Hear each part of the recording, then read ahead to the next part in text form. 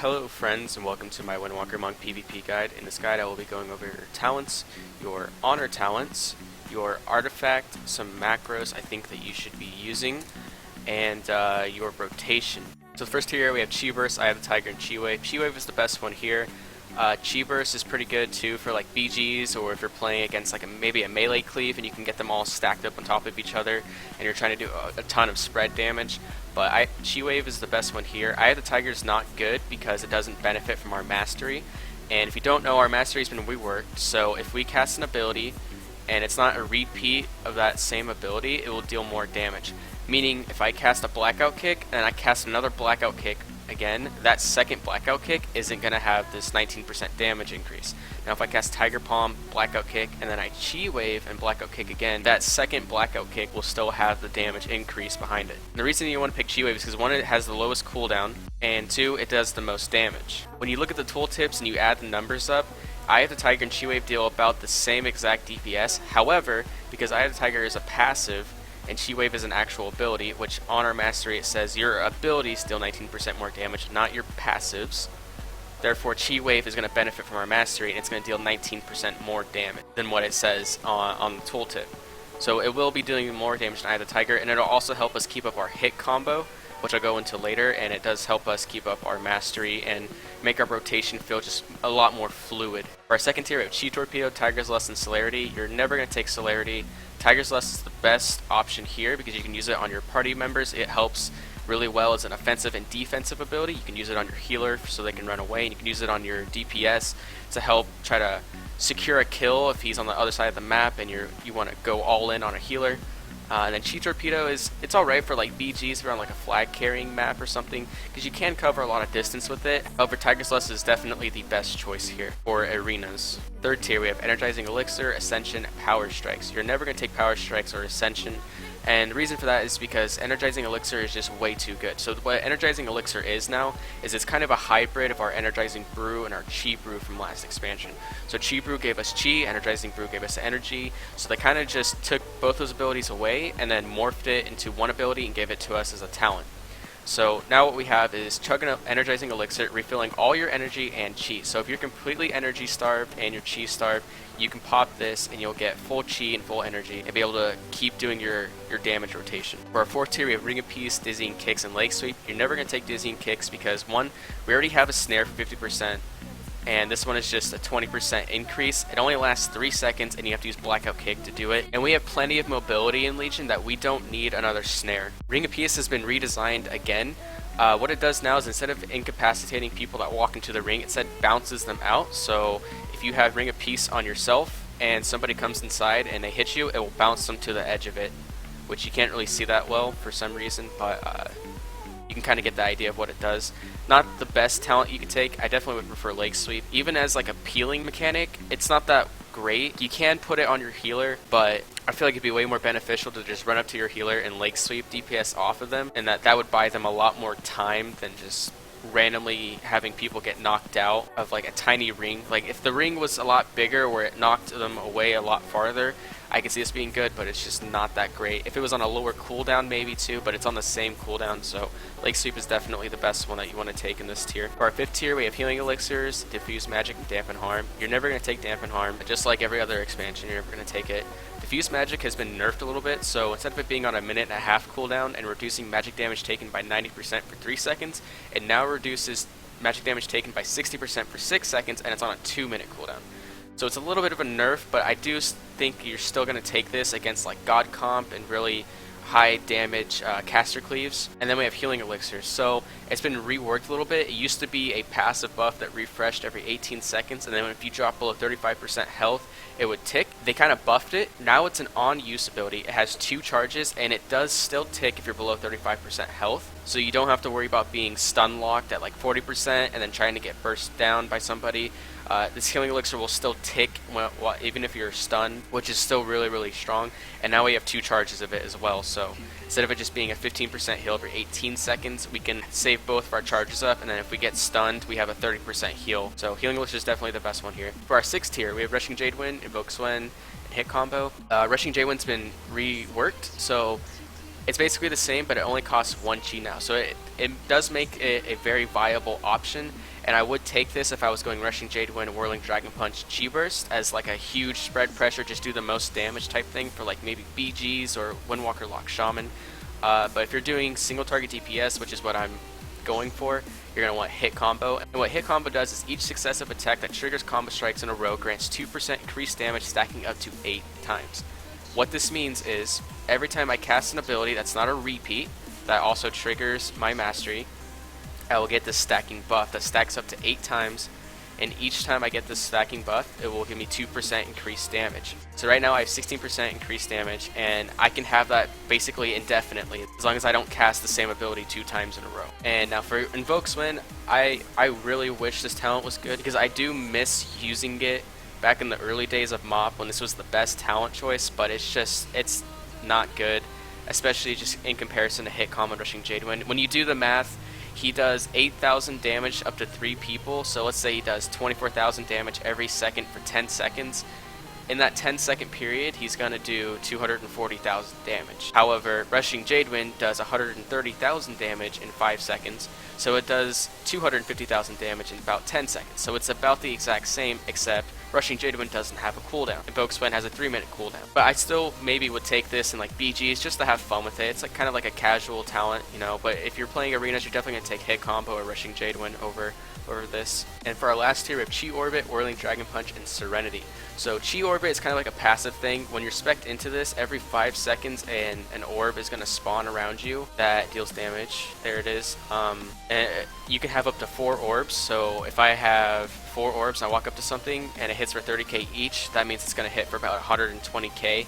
But I don't really like this talent choice because Serenity is just too good, and also Whirling Dragon Punch is also better. I think the reason they put this in here is to give us like a passive option. So if you wanted to play passively, you could go like Eye of the Tiger, Chi Torpedo, Ascension, Dizzying Kicks, Healing Elixir, Invoke Swin, and like Chi Orbit. If you want to go with like that talent build where you don't have to press that many buttons, I guess you could go with it. If you're just not that great at the game, you know, you don't feel like keybinding, you're a clicker or something. And now we have Whirling Dragon Punch. So this does a lot of damage, and you can only use it when your Fist of Fury and Rising Sun Kick are on cooldown, meaning that if I'm spec'd into this and I Rising Sun Kick and then I Fist of Fury, I can now use it. But if any of these are off cooldown, I won't be able to. And while I'm spec out of Serenity, I'm going to just go over really quickly what Storm Earth and Fire has done because they reworked it. Tiger Eye Brew is gone, and it's kind of been replaced by Storm Earth and Fire and Serenity if you spec into it. So what Storm Earth and Fire does now is, instead of you having to manually click it onto whatever target you want it to hit, it will automatically jump to whatever target is around you. So I'll just show you this real quick. If I cast it right here, it's automatically going to jump to 2 targets. And if I hit this target that it's hitting, it'll jump to another one. So it's always maximizing the amount of damage that you're doing. I don't know why it's jumping back and forth like that. But yeah, that's basically the way it works now. And it also is like 100% damage increase too, because if you cast it and you press it again, both your spirits are going to hit that target, and they're going to hit for 50% of your damage. And your damage is no longer hindered either. So you're still doing 100% damage, and then you have 2 spirits dealing 50% of your damage. So it's basically a 100% damage increase. However, you don't have the benefits of Serenity, which I'll go into now. So the way Serenity works is for 8 seconds, all of your chi costing abilities are free, as in they won't cost any chi. They will deal 45% more damage, and your chi consumers are on a 50% reduced cooldown. Meaning, if I Serenity and then I use this Strike of the Windlord, or I Fist of Fury, or I Rising Sun Kick, their cooldowns are halved. So when this Serenity comes off, you'll see it's a 40-second cooldown. And Rising Sun Kick is a 10-second cooldown, and Fist is a 20-second cooldown. However, because I used it during Serenity, they were really on like a 20-second, a 5-second, and a 10-second cooldown, which is amazing. So when you're doing single target DPS, you're definitely going to want Serenity.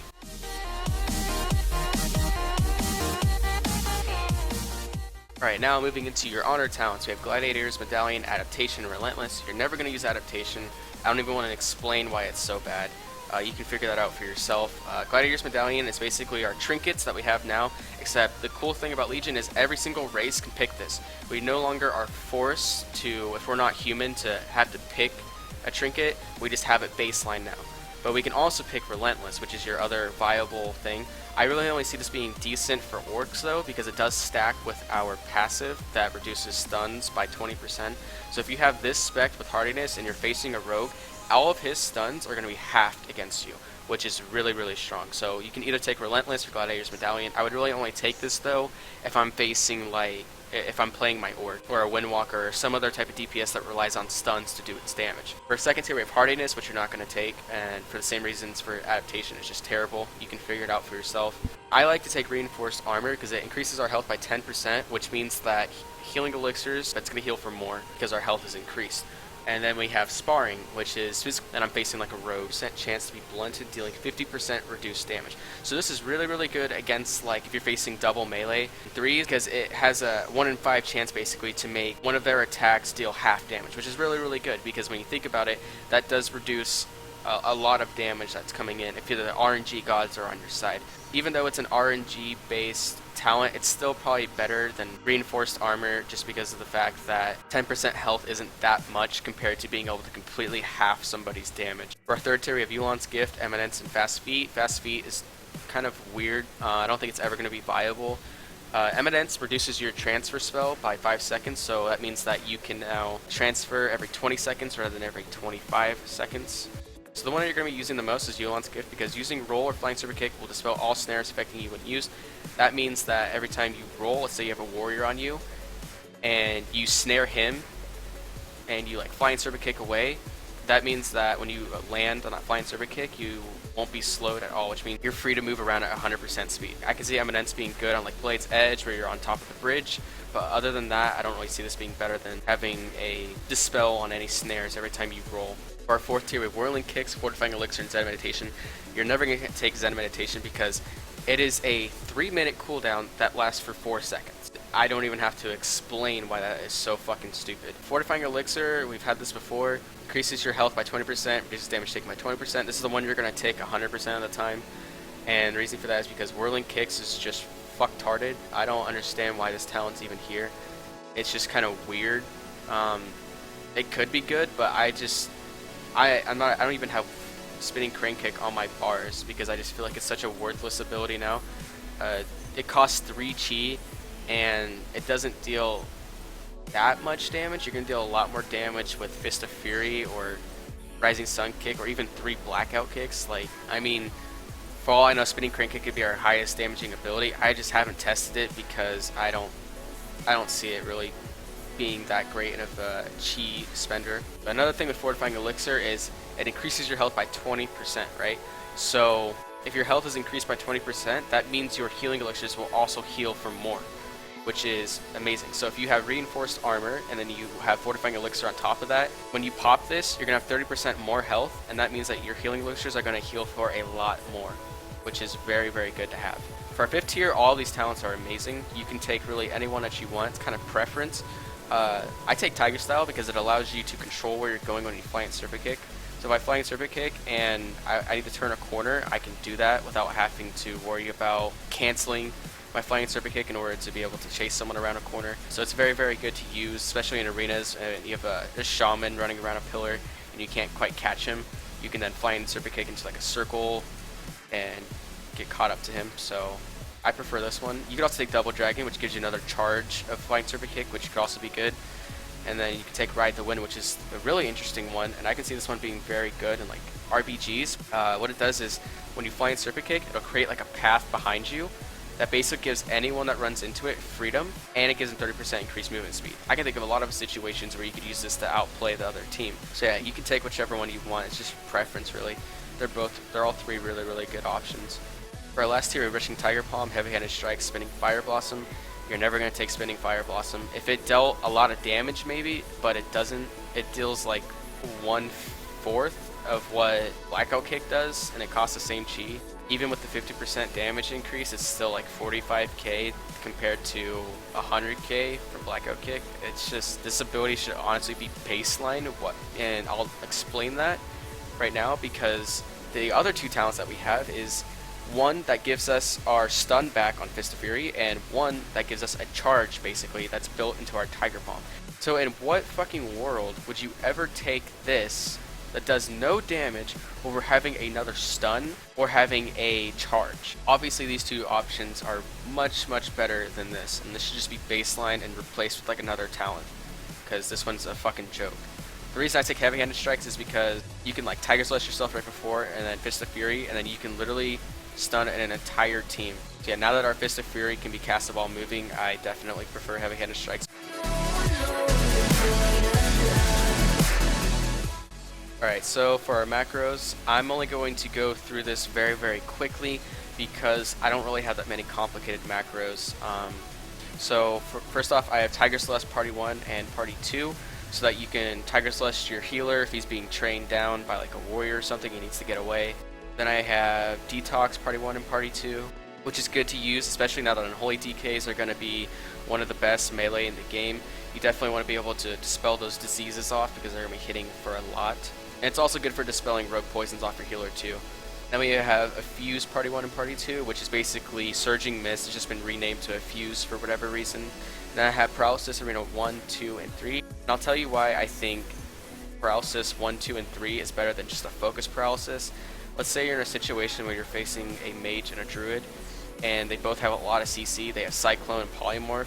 You don't want to have to keep constantly refocusing the Druid or the Mage so that you can stop one or the other. It's better to just have like a mental note that the Druid is Arena 2 and the Mage is Arena 1, so that you can see the CC coming out and be able to shut it down instantly, not have to refocus your frames and then do it. So it's all just about efficiency really, but you can, if you're good at switching your focus targets, then go for it. I just prefer this. Then I have Focus Kick, Serenity that has my ratio built into it. And here I have Touch Karma Arena 1 and Arena 2. The reason I use these is because let's say you're training down a mage and you know he can take off your Karma and you get bursted down randomly, like you're facing RMD. So if you're at like 10% health and you're freaking out, and you might not have like that split second to re-target another target.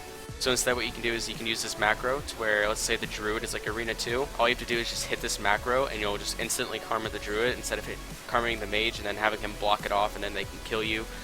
So really good to have this macro. I guess you don't really need it if you can target really quickly and do it, but sometimes you don't even have half a second to do it, so being able to do it instantly is really useful. Okay, going into our artifact, there's just a couple of traits that I want to go over because they do affect our playstyle quite heavily. The first one that you're going to get is Strike of the Windlord. And you get this when you acquire your artifact. What this does is it's basically your main damaging ability for the most part. It does a lot of damage, especially when it's paired with Serenity. And the reason for that is Serenity reduces the cooldown of all your chi spenders by half. So if you use this while you have Serenity up, it's only going to be on a 20-second cooldown, and it deals a ton of damage. And it also strikes everyone that's in front of you too. So it doesn't just hit your target, it hits everyone nearby too. Now the second one is Good Karma. So this is huge because even though our Karma only absorbs 50% of our health now instead of 100%, we can now be healed for all the damage that's taken. So if you Karma at 50% health and they still have a ton of damage and they can just burst right through it, instead of them bursting right through it and you sitting at 50% health because your healer's in CC, you're going to be healed up to full even if your Karma gets broken. So the next one is Healing Wind. So let's say you're getting trained down and your healer's in CC and you need to line of sight so that you don't die. For one, you're already probably going to transfer to get behind a pillar so that you can line of sight and not get killed.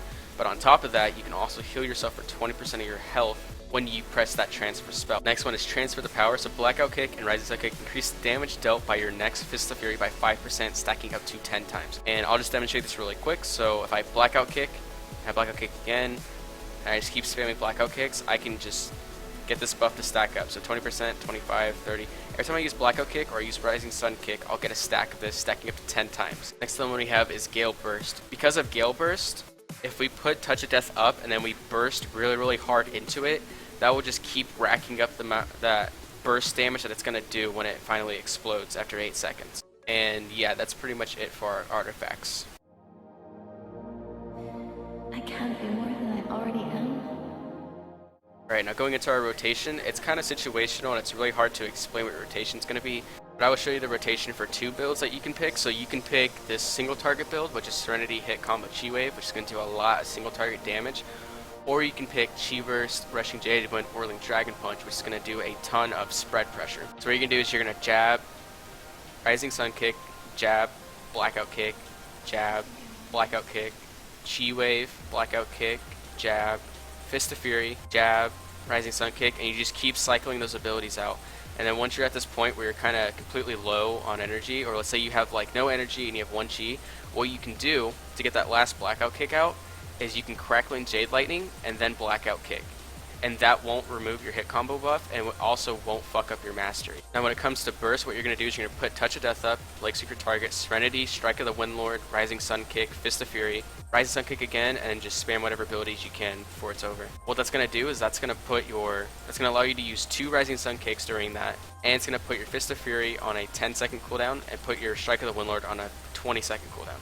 Now I'm going to show you this other build that does a lot of spread pressure. This is the build you're going to want to do for like maybe BGs or Windwalker Lock Shaman.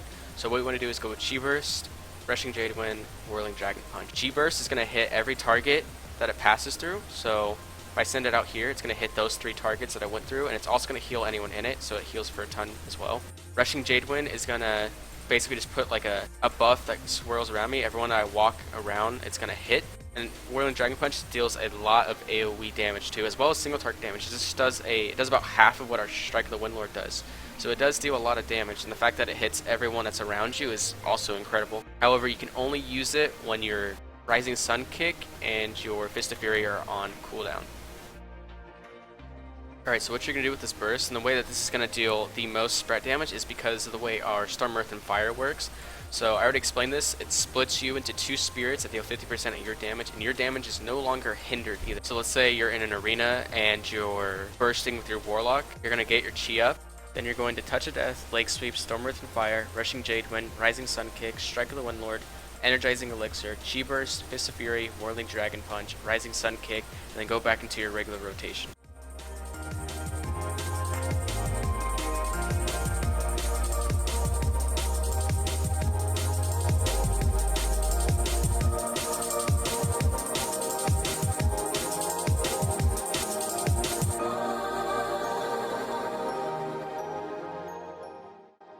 Alright guys, so that's the end of the video. I really didn't expect it to go on as long as it did, but there are a ton of changes that have come in the Legion. A lot of good changes that I think the class really needed.